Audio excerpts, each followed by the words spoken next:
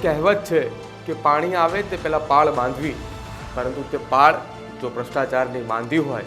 તો ક્યાંક એ પાળ ધોવાઈ પણ જાય છે। નમસ્કાર, આપ જોઈ રહ્યા છો ન્યૂઝ રૂમ અને આપની સાથે હું છું પ્રદીપ કચ્છિયા। આજે વાત કરવી છે પંચમહાલના કાલોલ તાલુકાની કે જ્યાં એક કોઝવે બનાવવામાં આવ્યો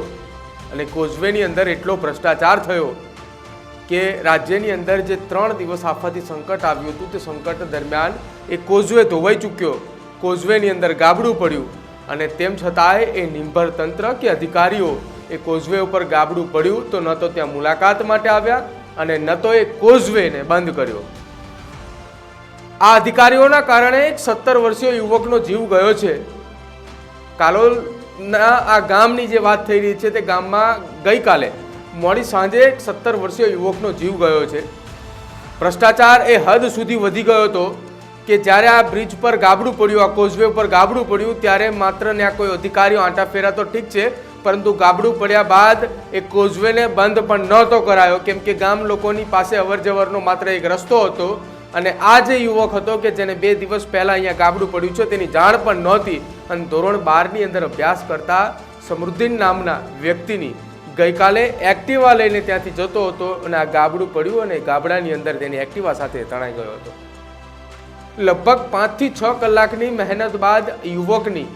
લાશ જે છે તે ગોધરા ફાયર બ્રિગેડની ટીમ દ્વારા કાઢવામાં આવી। જ્યારે ઘટના બની ત્યારે ત્યાંના કલેક્ટર, ત્યાંના ધારાસભ્ય અને ત્યાંના સાંસદ સહિતના તમામ લોકો ત્યાં મેદાને પહોંચી ચૂક્યા હતા, પરંતુ જ્યારે ઘટના બની ત્યારે આ મેદાને તમે આવ્યા, જો એ પહેલા એકવાર કોઝવે જ્યારે તૂટ્યો, ભ્રષ્ટાચાર ખબર પડી કે આ કોઝવે બનાવવામાં ભ્રષ્ટાચાર થયો છે, પાણીનું એ વહેણ આવ્યું અને ભ્રષ્ટાચાર તમારો તણાઈ ગયો, ત્યારે જ જો એ કોઝવે બંધ કર્યો હોત ને તો ક્યાંક આ 17 વર્ષના યુવકનો આજે પણ જીવ બચ્યો હોત। રાજ્યની અંદર કોઈ પણ જગ્યાએ જાઓ ભ્રષ્ટાચાર દેખાય છે,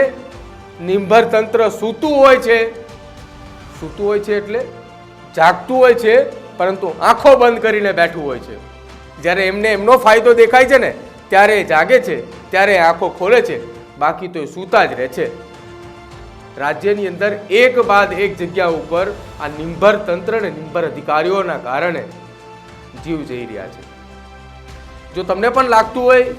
કે પંચમહાલના આ કાલોલની અંદર આ 17 વર્ષીય યુવકનો જીવ જે ગયો છે એ અધિકારીઓના કારણે ગયો છે તો અમારા કોમેન્ટ બોક્સની અંદર જરૂર જણાવજો અને અમારી ચેનલને આજે જ લાઈક કરો, શેર કરો અને સબસ્ક્રાઈબ કરો।